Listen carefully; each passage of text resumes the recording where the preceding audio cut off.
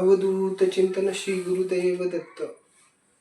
गुरुमंत्र म्हणजे काय? गुरुमंत्र हा फक्त शब्द आहे का, की तो जीवात्म्याचा परमात्म्याशी जोडणारा सेतू आहे? या व्हिडिओमध्ये आपण हे जाणून घेणार आहोत.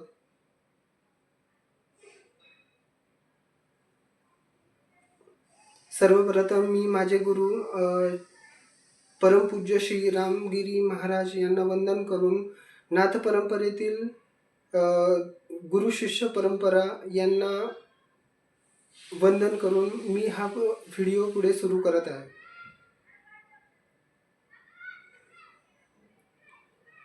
हा व्हिडिओ करण्यामागचं कारण असं की आजकाल गुरु किंवा गुरुमंत्र यानुसार लोकांची, अडकलेल्या लोकांची, संकटात असलेल्या लोकांची फसवणूक होत आहे. लोकांच्या अज्ञानामुळं लोकांना गुरुमंत्र म्हणजे काय कळत नाहीये, गुरु काय हे कळत नाहीये. त्याच्यामुळं लोकांची मोठ्या प्रमाणावर फसवणूक होत असलेली आपण बघत आहोत. सद्गुरूंच्या कृपेशिवाय साधनेला सुरुवात होत नाही. गुरूंच्या कृपेशिवाय गुरुमंत्र मिळत नाही आणि गुरुमंत्राशिवाय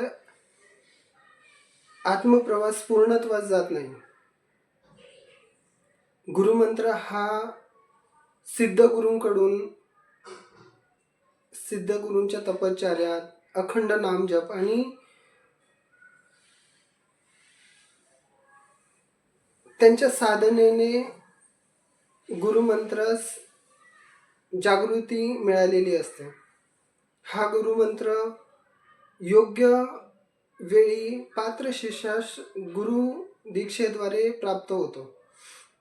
गुरुमंत्राच्या माध्यमातून साधकाला एका चैतन्याची अनुभूती मिळण्यास सुरुवात होते. गुरुमंत्रामध्ये गुरूंची कृपा, चैतन्य, अनुभूती,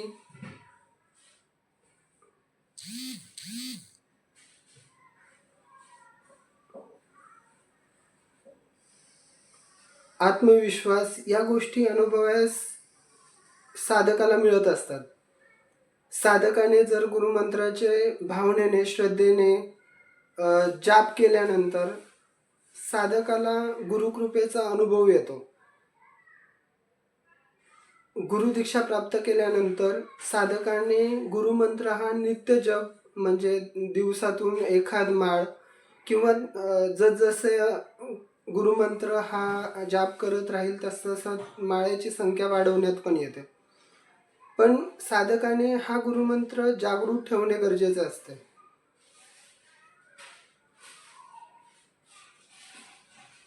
गुरुमंत्रामध्ये जपाचे किंवा नामजपाचे 3 प्रकार प्रामुख्याने सांगितले जातात.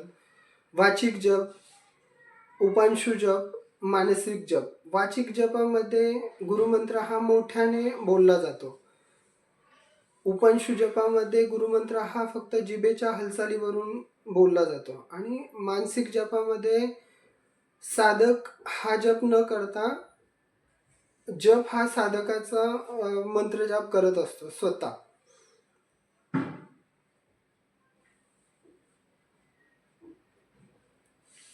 साधकाने नित्य जाप केल्यानंतर, नियमित जाप केल्यानंतर, गुरूंचे मार्गदर्शन मिळाल्यानंतर साधकाला गुरुमंत्राचे काही सिद्ध संकेत मिळत असतात.